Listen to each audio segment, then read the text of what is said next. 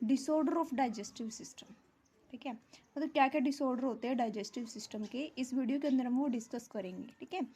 तो फर्स्टली क्या है, the inflammation of intestine track is the most common alignment due to bacterial और viral infection, ठीक है। जो भी इंटेस्टाइनल ट्रैक होते हैं उसके इन्फ्लामेशन हो जाना, दैट मीन्स उसके अंदर सूजन आ जाती है इंटेस्टाइनल ट्रैक के अंदर, ये सबसे मोस्ट इफेक्टेड जो है डिसऑर्डर होता है, ठीक है। वो किसकी वजह से हो सकता है, बैक्टीरियल की वजह से भी हो सकता है, वो वायरल इन्फेक्शन की वजह से भी हो सकता है। The infection are also caused by the parasite of the intestinal like, ये इन्फेक्शन जो होता है वो किसकी वजह से होता है, पैरासाइट्स की वजह से होता है। वो पैरासाइट्स कौन कौन से, लाइक टैप वोम है, राउंड वोम है, थ्रेड वोम है, हुक वोम है, पिन वोम है, एक्सेट्रा, ठीक है। ये सारे क्या है, पैरासाइट है, जिसकी वजह से जो है इंटेस्टाइनल इन्फ्लामेशन हो जाता है, दैट इज डिसऑर्डर हो जाते हैं, ठीक है। तो फर्स्ट इज दैट, जो डिसऑर्डर है वो है जॉन्डिस।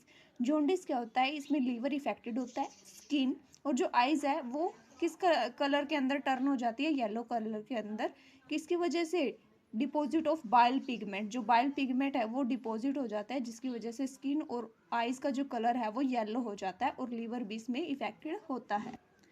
देन सेकेंड डिसऑर्डर जो है वो है वोमिटिंग। वोमिटिंग क्या है, it is the ejection of stomach content through the mouth, ठीक है। जो भी स्टमक के अंदर हमारा फूड है जो डाइजेस्ट हुआ है, जो भी कंटेंट्स है, ठीक है, वो माउथ के थ्रू जो है क्या आ जाता है, इजेक्शन आ जाता है, मतलब बाहर आ जाता है माउथ के थ्रू, ठीक है, जिसे वोमिटिंग बोला जाता है।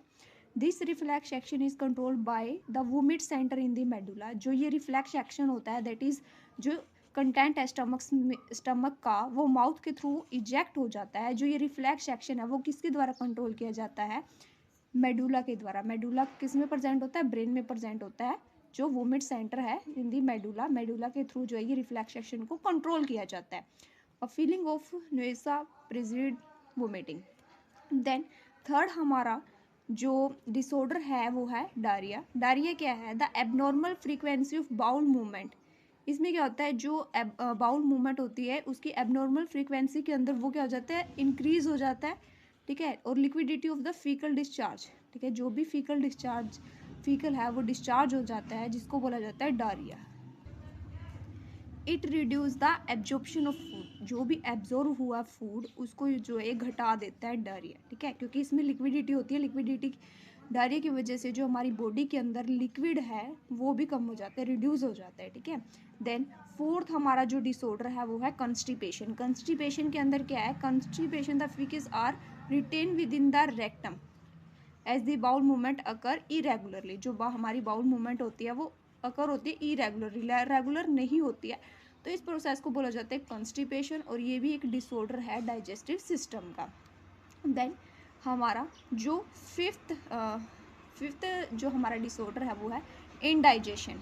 इनडाइजेशन के अंदर क्या होता है, इनडाइजेशन में क्या होता है, इन द कंडीशन, इस कंडीशन के अंदर जो फूड है वो प्रॉपरली डाइजेस्ट नहीं होता है, ठीक है। उसमें जो है फुलनेस नहीं होती, फीलिंग लीडिंग, ठीक है, लीडिंग करता है वो फीलिंग को और या फिर फुलनेस को, ठीक है। फूड जो वो प्रॉपरली डाइजेस्ट नहीं होता है, तो इस प्रोसेस को क्या बोला जाता है, इनडाइजेशन। ये भी क्या एक डिसऑर्डर है डाइजेस्टिव सिस्टम का।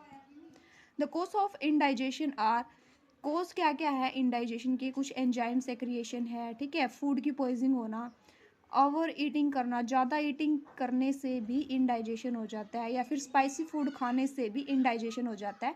दैट मीन्स जो हमने फूड इनटेक किया है वो प्रॉपर जो है डाइजेस्ट नहीं हो रहा है, तो ये क्या एक डिसऑर्डर है डाइजेस्टिव सिस्टम का। तो हमने 5 डिसऑर्डर पढ़ लिए, ठीक है, किसके, ह्यूमन डाइजेस्टिव सिस्टम के।